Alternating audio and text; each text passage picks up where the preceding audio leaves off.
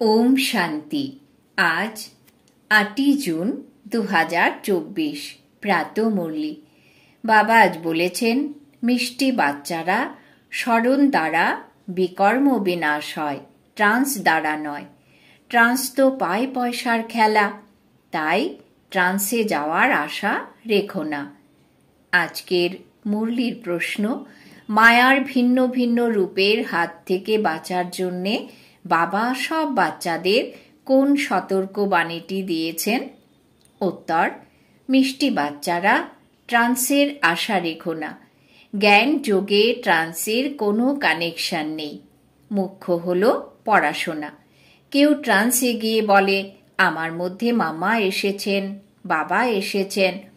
এই সব হলো সূক্ষ্ম মায়ার সংকল্প। এই সব থেকে খুব সতর্ক থাকতে হবে। মায়া অনেক বাচ্চার মধ্যে প্রবেশ করে উল্টো কর্ম করিয়ে দেয়, তাই ট্রান্সের আশা রাখবে না। ওম শান্তি।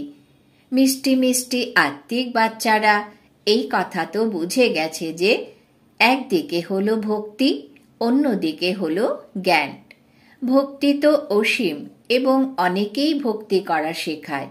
শাস্ত্রও শেখায়, মানুষও শেখায়। এখানে না আছে কোনো শাস্ত্র, না আছে মানুষ। এখানে শিক্ষা প্রদান করেন একমাত্র আত্মিক পিতা। যিনি আত্মাদের বোঝান, আত্মাই ধারণ করে। পরম পিতা পরমাত্মার মধ্যে সম্পূর্ণ জ্ঞান বিদ্যমান আছে।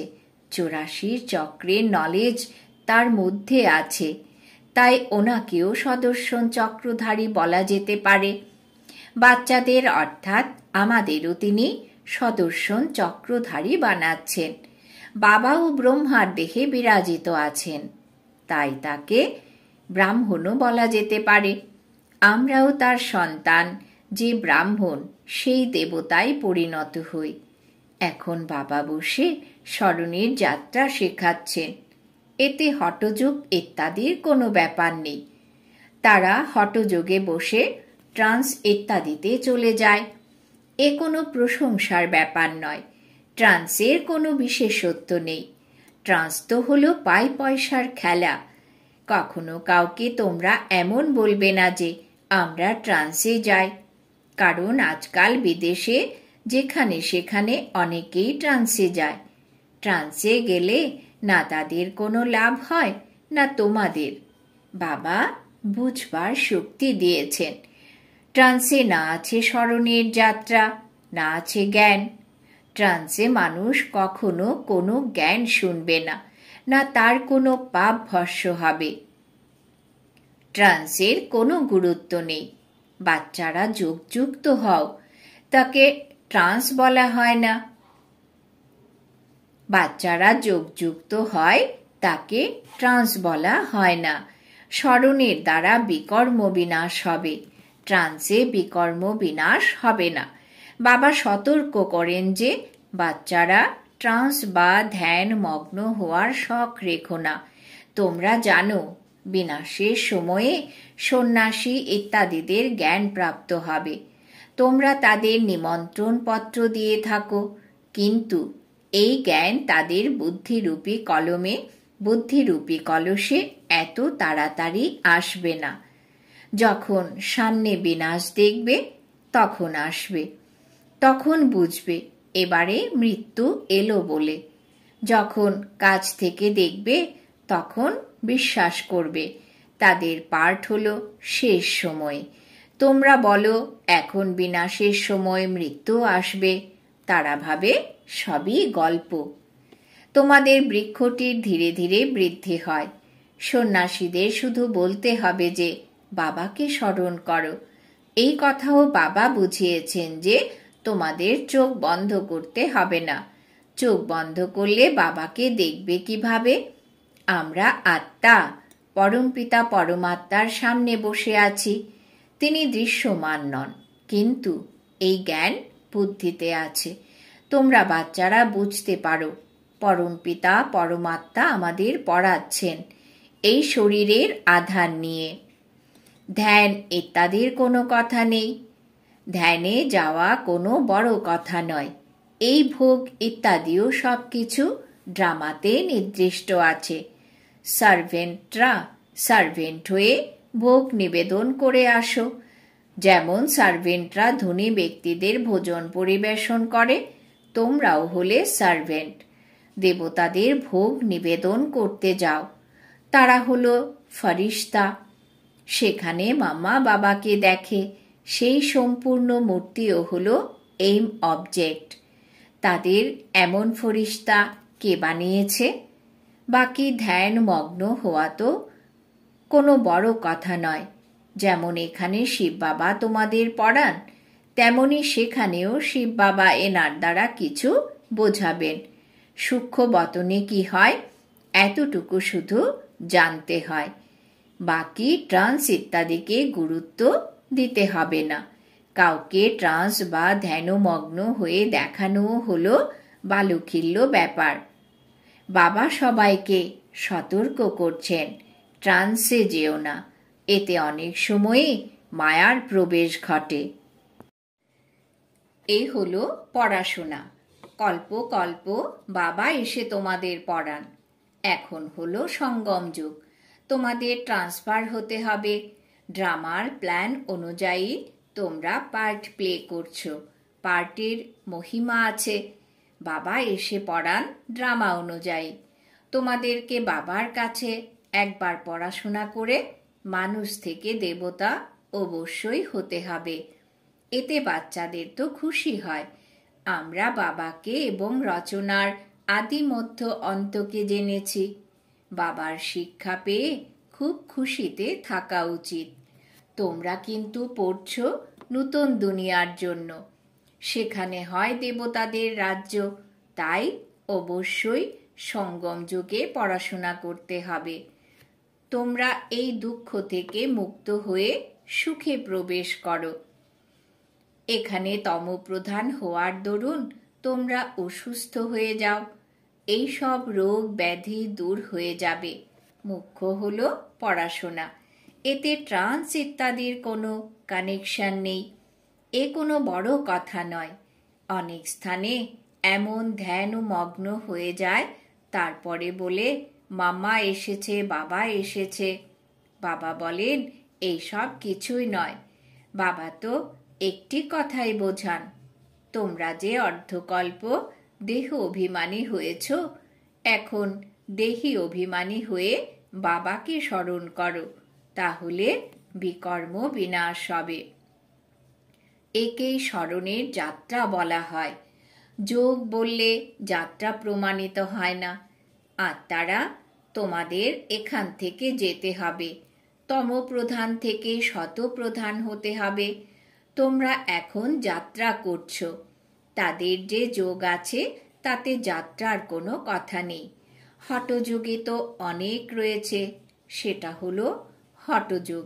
এখানে হলো বাবাকে স্মরণ করা। বাবা বলেন মিষ্টি মিষ্টি বাচ্চারা, নিজেকে আত্মা নিশ্চয় করো। এমন করে অন্য কেউ বোঝাবে না। এ হলো পড়াশোনা। বাবার সন্তান হয়ে বাবার কাছে পড়াশোনা করা এবং অন্যদের করানো। বাবা বলেন তোমরা মিউজিয়াম খোলো। সবাই নিজের থেকে তোমাদের কাছে আসবে। কাউকে কষ্ট করে ডাকতে হবে না। তারা বলবে এই জ্ঞান তো খুব ভালো, আগে কখনো শুনিনি। এতে তো ক্যারেক্টার শুধরে যায়। প্রধান হলো পবিত্রতা, যার জন্য এত হাঙ্গামা ইত্যাদি হয়, অনেক ফেল হয়ে যায়। তোমাদের অবস্থা এমন হয়ে যায় যে দুনিয়ায় থেকেও তোমরা তাদের দেখো না। খাওয়া দাওয়া করার সময়ও তোমাদের বুদ্ধি যেন বাবার দিকে থাকে। লৌকিক বাবা যেমন যখন নূতন বাড়ি তৈরি করে তখন সবার বুদ্ধি নূতনের দিকে চলে যায়, তাই না? এখন নতুন দুনিয়া তৈরি হচ্ছে। অসীম জগতের পিতা অসীম জগতের গৃহ নির্মাণ করছেন। তোমরা জানো আমরা স্বর্গবাসী হওয়ার জন্য পুরুষার্থ করছি। এখন চক্রটি পূর্ণ হয়েছে। এখন আমাদের ঘর অর্থাৎ পরমধাম এবং স্বর্গে যেতে হবে। তার জন্য পবিত্র অবশ্যই হতে হবে। স্মরণের যাত্রা দ্বারা পবিত্র হতে হবে। স্মরণের সময়েই বিঘ্ন সৃষ্টি হয়। এই সময়েই তোমাদের যুদ্ধ। পড়াশোনার সময় যুদ্ধের কথা নেই। এই পড়া হলো খুবই সিম্পল। 84 চক্রের নলেজ তো খুব সহজ, কিন্তু নিজেকে আত্মা নিশ্চয় করে বাবাকে স্মরণ করো, এতেই হলো পরিশ্রম। বাবা বলেন, স্মরণের যাত্রা ভুলে যেও না। কমপক্ষে 8 ঘন্টা অবশ্যই স্মরণ করো। শরীর নির্বাহের জন্য কর্মও করতে হবে, ঠিক মতন ঘুমোতেও হবে। এ হলো সহজ মার্গ। যদি বলা হয় একদম ঘুমাবে না, তাহলে তো হঠযোগ হয়ে গেল, তাই না? হঠযোগী তো অনেক আছে। বাবা বলেন, সেই দিকে কিছু দেখো না, তাতে কোনো লাভ নেই। তারা কত রকমের হঠযোগ ইত্যাদি শেখায়, সেসব হলো মনুষ্যমত। তোমরা হলে আত্মা। আত্মাই শরীর ধারণ করে পার্ট প্লে করে, ডাক্তার ইত্যাদি হয়। কিন্তু মানুষ দেহ অভিমানী হয়ে পড়ে, আমি অমুক, আমি তমুক। এখন তোমাদের বুদ্ধিতে আছে আমরা হলাম আত্মা, বাবাও হলেন আত্মা। আত্মারা এই সময় তোমাদের পরম পিতা পড়ান। তাই গায়ন আছে, আত্মা পরমাত্মা আলাদা থেকেছে বহুকাল, কল্প কল্প তাদের দেখা হয়। বাকি যে সম্পূর্ণ দুনিয়া আছে, তারা সব দেহ অভিমানের প্রভাবে সবাইকে দেহ নিশ্চয় করে পড়ে এবং পড়ায়।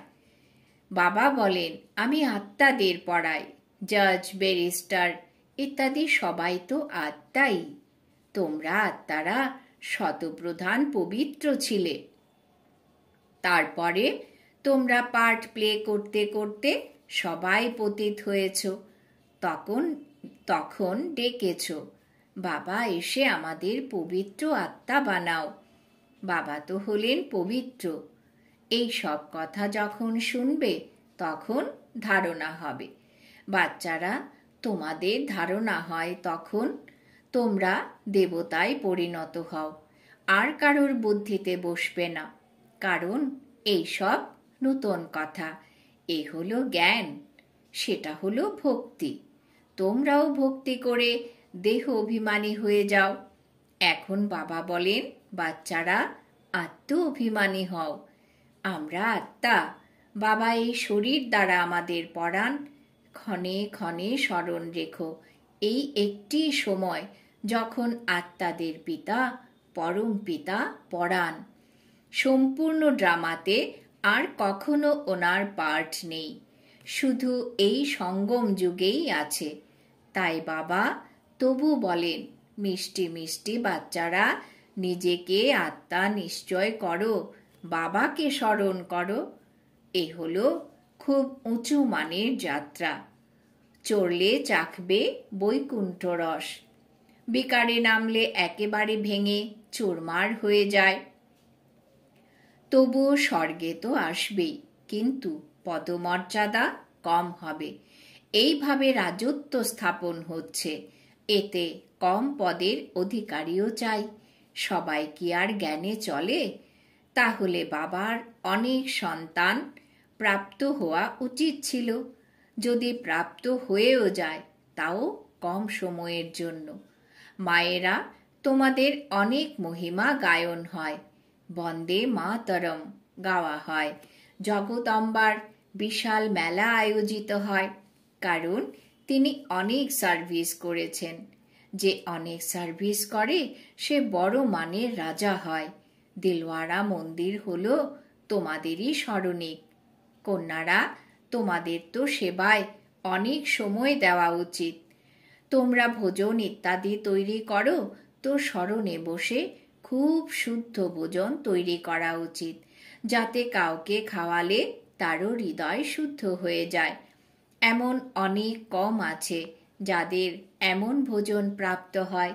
নিজেকে জিজ্ঞাসা করো, আমরা কি শিব বাবার স্মরণে স্থিত হয়ে ভোজন তৈরি করি যা খেলেই তাদের মন দ্রবীভূত হয়ে যাবে।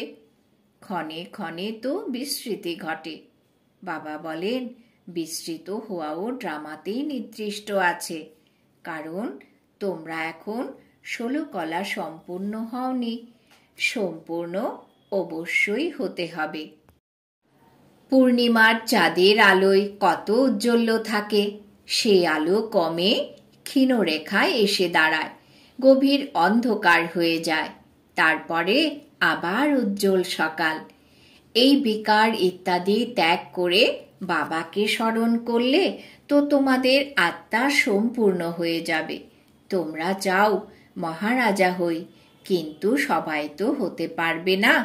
পুরুষার্থ সবাইকে করতে হবে, কেউ তো একটুও পুরুষার্থ করে না। তাই মহারথী, অশ্বারোহী, পদাতিক বলা হয়। মহারথীদের সংখ্যা কম হয়। প্রজা বা সৈন্য সংখ্যায় যত হয় তত কমান্ডার বা মেজর হয় না। তোমাদের মধ্যেও কমান্ডার, মেজর, ক্যাপ্টেন আছে, পদাতিকও আছে। তোমাদের এই হলো আত্মিক সৈন্যবাহিনী, তাই না? সমস্ত কিছু নির্ভর করছে স্মরণের যাত্রায়, তার থেকেই শক্তি প্রাপ্ত করবে। তোমরা হলে গুপ্ত ওয়ারিয়ার্স। বাবাকে স্মরণ করলে বিকর্মের যা অবশিষ্ট আছে সেসব ভস্ম হয়ে যাবে। বাবা বলেন, ব্যবসা ইত্যাদি করো, কিন্তু বাবাকেও স্মরণ করো।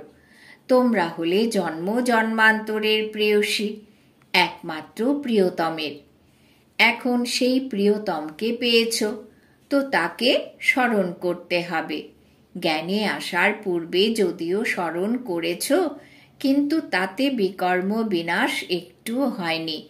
বাবা বলছেন, তোমাদের এখানে তমপ্রধান থেকে শতপ্রধান হতে হবে, আত্মাকেই হতে হবে।